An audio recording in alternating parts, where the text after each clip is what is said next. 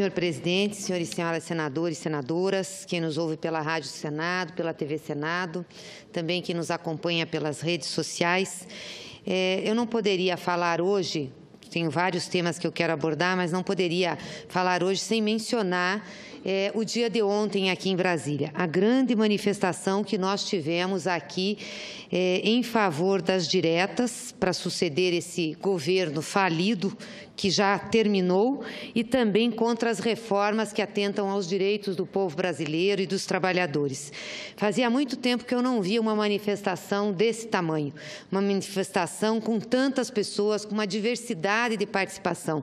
Nós tínhamos ali trabalhadores de fábrica, nós tínhamos ali trabalhadores do comércio, nós tínhamos ali professores, servidores públicos, uma manifestação enorme. Eu tive a oportunidade de caminhar durante toda a manifestação. Aliás, começamos aqui saindo pela porta central do Congresso Nacional, descendo a rampa com vários parlamentares para encontrar a manifestação. E ela já estava quase chegando perto do Congresso Nacional e eu fui até o final andando no contrafluxo. E a surpresa é que nós estávamos lá na rodoviária, portanto longe aqui do início da esplanada, e essa manifestação ainda continuava. As centrais sindicais, as associações representativas de trabalhadores, da sociedade civil. Então foi uma manifestação muito forte, muito contundente, um recado muito claro a esse governo que está aí e ao Congresso Nacional de que a população brasileira não aceita as reformas que estão tramitando aqui e que quer uma solução para a crise que nós temos hoje no Brasil, que atinge esse presidente que está de plantão lá no Palácio do Planalto, que a solução é por via de eleição direta. A população está cansada de acordos, de conchavos, de acertos de cúpula. Quer votar. E eu não tenho dúvidas nenhuma que é só o voto que garante a saída da crise. Agora, qual não foi nossa surpresa também da armação que nós tivemos em relação a essa manifestação? O governo sabia que a manifestação ia ser forte. Talvez tenha até se surpreendido porque ela foi mais forte do que previam, inclusive, os organizadores. Nós tivemos mais de 150 mil pessoas na esplanada dos ministérios, numa manifestação contra o governo e contra as reformas. E qual foi a nossa surpresa? Que nós tivemos várias pessoas infiltradas nessa manifestação para que pudesse, esse infiltramento de pessoas pudesse causar tumulto e a polícia, então, responder a esse tumulto e ter para a sociedade brasileira, para o povo brasileiro, imagens de vandalismo como nós tivemos, queima de ministérios, apedrejamentos, etc. A senadora Vanessa já falou aqui, outros senadores já falaram que eles estavam no caminhão no momento em que se deu o primeiro confronto aqui perto da esplanada e ela disse claramente, a polícia poderia ter contido, eram poucos aqueles que estavam causando tumulto, fazendo enfrentamento com a polícia, eram muito poucos. E a polícia optou por não fazer. Nós temos vídeos, inclusive, de pessoas que estavam fustigando a polícia militar, que estavam jogando objetos, jogando pedras na polícia militar e que quando a polícia militar vai para o confronto, as pessoas não fogem. Muito pelo contrário, vão para o lado da polícia para tentar se proteger, mostrando que são infiltrados. Nós já tivemos infiltramentos em outras manifestações. Vocês lembram aqui, se eu não me engano, era, não sei se a gente da Polícia do Exército, da Marinha, enfim, que estava infiltrado em manifestações lá em São Paulo e foi descoberto. Então, nós tivemos ontem infiltração, sim, de agentes que queriam desestabilizar o belíssimo movimento social, a belíssima passeata, o belíssimo protesto de trabalhadores e do povo brasileiro contra as reformas e contra esse governo ilegítimo do Michel Temer. E aí, qual não foi a nossa surpresa maior ainda que tivemos no final da tarde? Um decreto do senhor presidente convocando as Forças Armadas para tomarem as ruas de Brasília para conterem, como disse ele, a desordem que estava colocada. com certeza uma desordem colocada pelo infiltramento de forças políticas e forças policiais que fazem operações no sentido que não é o sentido do público e que tomaram conta e fizeram o tumulto que fizeram e não deixaram sequer nós realizarmos o ato de protesto que seria aqui em frente ao Congresso Nacional. E aí eu tenho ouvido sistematicamente aqui nesse plenário, e tenho ouvido também da imprensa, que a presidenta Dilma, o governo do PT também já colocou os militares nas ruas por garantir lei e ordem. Quero dizer que numa situação como essa, senhor presidente, nunca. Fui ministra da Casa Civil e todas as vezes que se utilizaram garantia da lei e da ordem foi por solicitação dos governadores. Vou dizer quais foram as vezes que nós utilizamos. Nos grandes eventos, e que teve uma reunião com todos os governadores, que eles solicitaram para que tivesse uma GLO preventiva, e não que as Forças Armadas fossem para as ruas, mas que ficassem de prontidão, porque se acontecesse alguma coisa em relação aos grandes eventos, elas pudessem atuar. Então, foi uma solicitação coletiva dos governadores aonde a gente ia ter os eventos, sejam os eventos da Copa do Mundo, sejam os eventos preparatórios para as Olimpíadas. E isso está registrado, está aí. Foi feita uma ata, inclusive, dos governadores. E as Forças Armadas não atuaram na repressão, ficaram de prontidão. Por que elas ficaram de prontidão? Porque os governadores reconheceram que a força de segurança pública era insuficiente para, se tivesse tumultos, inclusive atos de terrorismo naqueles momentos, elas fazerem frente à violência. A próxima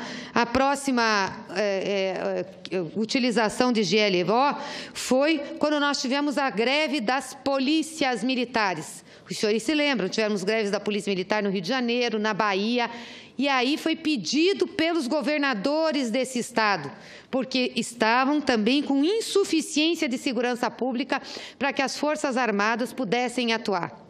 A outra situação foi quando nós tivemos a ocupação pelas Forças Armadas, a pedido do governador do Rio de Janeiro, de áreas para o combate ao crime organizado. Então, todas essas vezes foram pedidos dos governadores e, portanto, foram utilizações de garantia de lei e ordem constitucionais.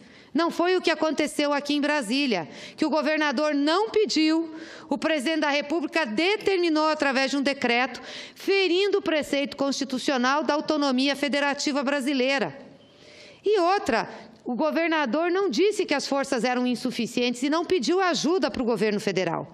E quero deixar claro, mas muito claro aqui, em nenhum momento das manifestações de 2013, em nenhum momento das manifestações de 2013, julho de 2013, foi decretado garantia de lei e da ordem pelo governo federal.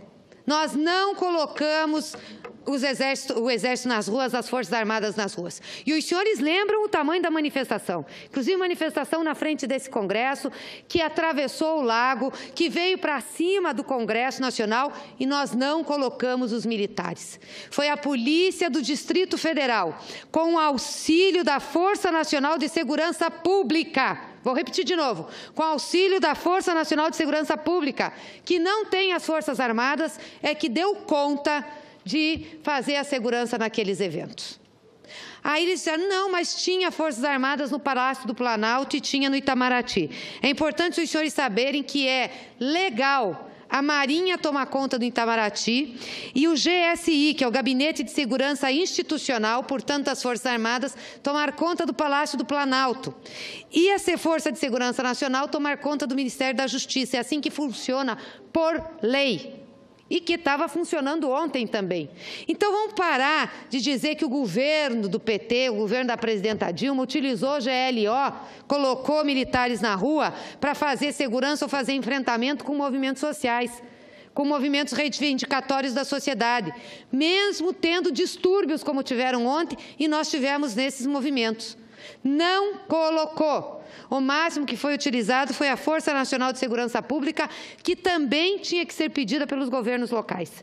Então, para a gente deixar bem claro aqui, nós não tratamos reivindicações sociais, nós não tratamos os movimentos sociais com força policial dessa monta.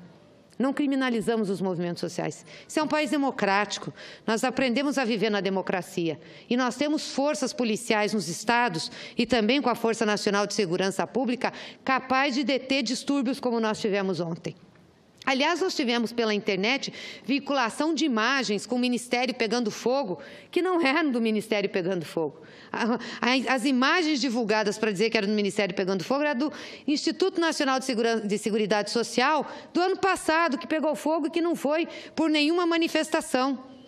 Então, é bom para a gente saber como os fatos são manipulados, como esse governo, para se proteger, para querer mostrar autoridade, para querer tirar de foco da opinião pública as denúncias que estão pesando sobre ele, utilizou as manifestações de ontem, infiltrando gente, fazendo com que tivesse distúrbios e depois colocando as Forças Armadas.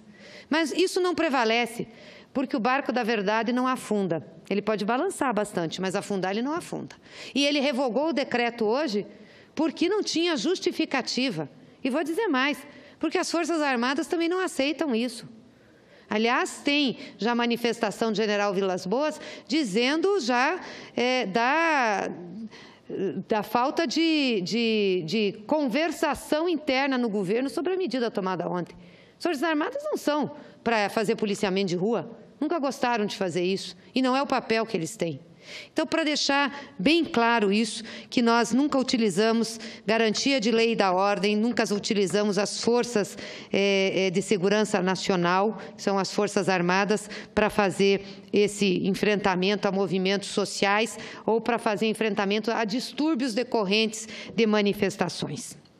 Em segundo lugar, queria dizer também do momento grave que nós vivemos. O senador Paulo Rocha já colocou essa situação do Pará, que 10 pessoas foram mortas. Eu também relatei outras situações que nós tivemos. E hoje nós também tivemos uma situação muito ruim lá em Curitiba, onde a sede do PT sofreu o seu quarto atentado. Foi uma tentativa de incêndio à sede, de invasão. Falei já com o nosso presidente eleito lá, o ex-deputado doutor Rosinha, já está tomando as providências necessárias, inclusive junto à polícia, chamou uma coletiva de imprensa, soltou uma nota. Esse tipo de atentado não combina com a democracia. É de gente intolerante, que não conhece a história de lutas que tem o povo brasileiro e que tem o Partido dos Trabalhadores. E se essa gente está achando que vai nos intimidar, esqueça, não vai nos intimidar. Nós enfrentamos a ditadura militar, nós já enfrentamos situações mais complexas nesse país. Não é com atos assim que vai nos intimidar. E que nós vamos apurar e vamos chegar, sim, aos responsáveis. Até porque nós temos as fitas de vídeo das câmaras de segurança da sede. Então, não vão nos intimidar. Quero deixar isso muito claro aqui, nós não temos medo desse tipo de atuação, mas quero registrar o meu protesto em relação a isso e a minha solidariedade aos companheiros dirigentes estaduais do PT do Paraná. E, por último, eu quero falar sobre a tramitação malfadada desta reforma trabalhista que nós estamos vendo no Senado. Nós somos iludidos aqui, senador Lindbergh, porque quando chegou a proposta, vários líderes, inclusive líderes do governo, disseram que nós íamos ter tempo de discutir essa reforma trabalhista e que ela ia tramitar por 2 comissões, conseguimos a tramitação por uma 3ª comissão e que nós teríamos audiências públicas para fazer esse debate com a sociedade. E aí o que aconteceu? As audiências públicas foram marcadas por eles, sem uma grande discussão conosco, e foram marcadas todas numa mesma semana, como se isso resolvesse o problema de discussão. E na CAI, que é uma das discussões mais importantes, porque se refere ao impacto da economia, o impacto que a gente tem na vida das empresas e dos trabalhadores, estão fazendo um pedido de urgência, não, porque eles não fizeram, disseram que não iam fazer e não fizeram, mas estão fazendo um rito de urgência sem ter aprovado um decreto. O que aconteceu na CAI essa semana é um desrespeito ao povo brasileiro. E não adianta os senadores vir aqui e dizer, não, porque teve briga. Estou cansada de ver briga dentro desse Congresso Nacional, cansada de ver briga dentro desse plenário da Câmara.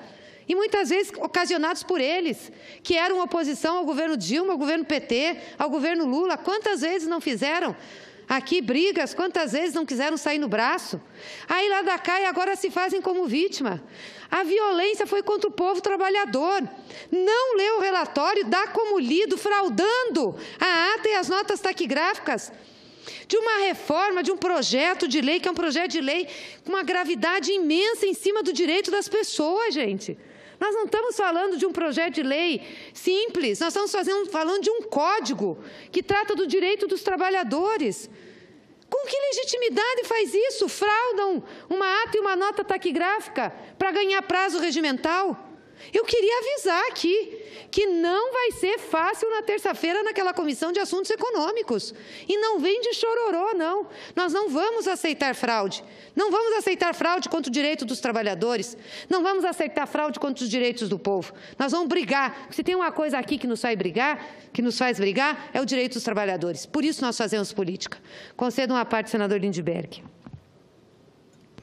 Senadora Gleisi, eu fico impressionado nessa discussão da reforma trabalhista, porque o centro todo são os trabalhadores mais pobres. 71% dos trabalhadores no Brasil ganham até 2 salários mínimos. Tem um ponto aqui que é extremamente perverso. É a figura do trabalhador autônomo exclusivo. Porque hoje você pode ser autônomo. Você trabalha para várias pessoas. Só que agora não. Eles querem que você, trabalhando para só um patrão, com exclusividade, eles colocaram essa figura para quê? Para transformar aquele trabalhador que tinha direito de 44 horas semanais e 8 horas por dia, ele vai virar pessoa jurídica. Ele não vai ter direito a férias, não vai ter direito a 13º, não vai ter direito a FGTS. Vossa Excelência tem dito aqui reiteradamente que primeiro a gente tem que discutir os privilégios dos altos cargos do funcionalismo público. Vamos parar essa reforma, vamos discutir a nossa situação, Congresso Nacional, Poder Judiciário, Ministério Público. Nós topamos um acordo. Vamos cessar agora essa tramitação dessa reforma trabalhista e vamos discutir isso. Porque nem o teto de salário a gente conseguiu aprovar. Está lá na Câmara. Tem juiz que ganha 70 mil reais. Tem desembargador que ganha 80 mil reais. Agora, nós vamos acabar com as férias dos trabalhadores, com o 13º. Férias, inclusive, férias de juiz, presidente, são 2 meses e meio. Nossas férias aqui, 2 meses. Eu apresentei um projeto, mas que não é pautado, para limitar o recesso a 30 dias. Eu quero ver qual a autoridade desse Senado Federal para dizer que o trabalhador agora não tem mais 1 hora de almoço, meia hora. Os senhores não têm condições de aprovar isso. Aumentar a jornada diária, senadora Gleisi, de 8 horas para 12 horas. Esse projeto é criminoso. Se existisse vergonha na cara nesse parlamento e nesses senadores, nós pararíamos imediatamente a tramitação dessa matéria. Iríamos discutir os altos salários do funcionalismo público. Esse aqui está todo mundo de olho fechado. Ninguém quer discutir. Ninguém aceita discutir a situação dos parlamentares, do Poder Judiciário, do Ministério Público. Eu cumprimento Vossa Excelência. Vossa Excelência tem sido uma batalhadora dessa resistência contra a reforma trabalhista. E, de fato, o que eles estão querendo fazer em relação àquela ata que Vossa Excelência apresentou a questão de ordem, que uma ata fraudada, não foi concedido vistas em nenhum momento. Tem as câmeras. As câmeras estavam ligadas. É fácil para o presidente Eunício Oliveira responder a questão de Vossa Excelência pedindo o material, as câmeras, a filmagem está lá, não houve pedido de vistas. Se eles quiserem novamente tratorar, nós vamos ter outra reunião com conflitos, porque nós não vamos aceitar. Estão rasgando o regimento, estão fraudando ata. Então, eu, sinceramente, conversei hoje com o presidente Eunício Oliveira, para ele chamar na segunda-feira, chamar na segunda-feira uma reunião com a gente, uma reunião com o presidente da CAI, com o relator Ricardo Ferraço, para tentar costurar um entendimento, porque esse Senado Federal não vai ser assim. Não é Romero Jucá achando que vai tratorar todo mundo, porque eles queriam aprovar aquilo. Batendo na mesa. Batendo na mesa, como fez ontem. Nós vamos resistir. Nós não vamos aceitar que um governo desmoralizado como esse passe por cima do regimento e tente votar na próxima terça-feira. Então, eu estou avisando hoje, quinta-feira, que se a gente quiser organizar a próxima terça-feira da CAI, tem que começar uma série de negociações, porque do jeito que eles querem, nós não vamos aceitar. Nós vamos ter outra reunião como terça-feira passada. Muito bem, senador Lindbergh. Eu acho que é importante a gente dizer isso. Nós queremos conversar e queremos chegar a um acordo sobre a tramitação dessa proposta, que nós vamos ser contra essa proposta. O que nós não vamos admitir é que passe goela abaixo como estão querendo fazer. Não pense o senador Romero que gritando aqui, batendo na mesa, ele vai conseguir alguma coisa. Não pense mesmo, porque não vai conseguir. Nós vamos resistir. Senador Paim. Senadora Cleícia Hoffmann, eu estava na presidência da CPI, da Previdência, e somente por isso que não estava aqui no momento que Vossa Excelência encaminhou a questão de ordem. Eu, de forma muito resumida, quero dar esse depoimento. Eu estava bem na frente do meu querido amigo e senador Tasso Gereissati. Estava também bem na frente do relator. Naquele conflito todo que estava, todos sabem que eu tentava ali, até pela minha idade, né? Não conseguia fazer a mesma luta que, por exemplo, que o Lindbergh fez lá. Nem conseguiria nem se quisesse. E eu estava ali, segurando um, segurando o outro, tal. E eu vi um momento que o senador Tasso Gereissati, no qual ele sabe da seriedade, eu nunca diria isso se eu não tivesse visto. Eu estava ali. E eu sabia o que ia acontecer. Eu sabia. O senador Tasso Gereissati disse, está aberta a sessão. O senador Ferraço, fora do microfone, disse, dei por lido o meu relatório. E o senador Tasso Gereissati disse, está encerrada a sessão. Isso mesmo. Foi isso que aconteceu. Isso mesmo. Eu estava ali. E pessoas que estavam lá gravaram. Eu estava lá. Eu só dou esse depoimento não para querer fazer nenhuma fala aqui de hostilidade. Pelo contrário. Eu acho que nós temos que conversar na segunda ou na terça mesmo, antes da reunião, construir um entendimento que permita que o relator leia o seu relatório. A gente pode começar a discutir. Sabemos que só temos um pedido de vista. Faremos o pedido de vista e vamos marcar a data para votação. É assim. Podemos perder ou ganhar. Só o que nós não queremos é que eles não respeitem a minoria. Por que deu todo aquele conflito naquele dia? Porque havia 2 requerimentos, nós só queríamos votar os 2. Um que, inclusive, da Vanessa Grassotin, que mandava a pensar as outras matérias que tratavam do mesmo tema. Aí deu o conflito. Por isso que eu já concluo só dizendo, foram frases curtas e rápidas. Eu cá comigo dizia, pensei quando houve aquela decisão, não pediram vista. Tanto que falei em seguida com Vossa Excelência. Exatamente, Vossa Excelência me procurou não falar isso. Não pediram vista, não pediram. Agora, se depois, devido à tensão do momento, resolveram botar na ata que foi pedido vista, não foi pedido. Eu confio muito no senador Tasso Gereissati. Eu tenho certeza que ele vai ajudar nessa construção de bom senso para todos, para todos. Lê, pede vista e vamos ver qual é o dia. Naturalmente, vamos debater as emendas e o próprio relatório e vamos marcar o dia, a hora da votação. Era isso. Parabéns a Vossa Excelência. Obrigada, senador Paim. É o mínimo que nós estamos pedindo aqui, aliás, que se cumpra o regimento. Agora, é bom deixarmos claro, se não for para ter essa tramitação normal, nós também vamos fazer a resistência aqui dentro. Nós não vamos deixar que os trabalhadores, não vamos ficar mansos e vendo os trabalhadores ter seus direitos retirados. E, para encerrar, eu só queria deixar claro aqui também, porque tem uma especulação na imprensa, que o PT não está conversando com ninguém sobre a possibilidade de realização de eleição indireta para suceder esse governo que está caindo, que, aliás, já caiu, que já devia ter saído do Palácio do Planalto. Não deu autorização a ninguém para falar com quem quer que seja sobre uma sucessão indireta. A nossa posição é clara, senador Paim. Nós queremos eleição direta. Só o voto popular salva a crise que esse país está metido. Mas eu fico pensando por que tem tanta fofoca na imprensa querendo essa saída da indireta. Porque o pessoal está vendo crescer o movimento pelas diretas. Nós vamos ter um comício agora, um ato mandato no Rio que vai ser grandioso, não tenho dúvidas disso, e vai ter pressão sobre essa casa. Aí aqueles que estão acostumados a sempre resolver os problemas do Brasil nos pequenos grupos e sempre com interesses deles, estão começando a se movimentar e querem incluir o PT nesse tipo de converscote e conversa. Nós conversamos com todo mundo, mas não vamos nunca conversar sobre ter uma sucessão aqui por eleição indireta. Nós queremos diretas, nós queremos o voto popular para salvar esse país da crise. Muito obrigada.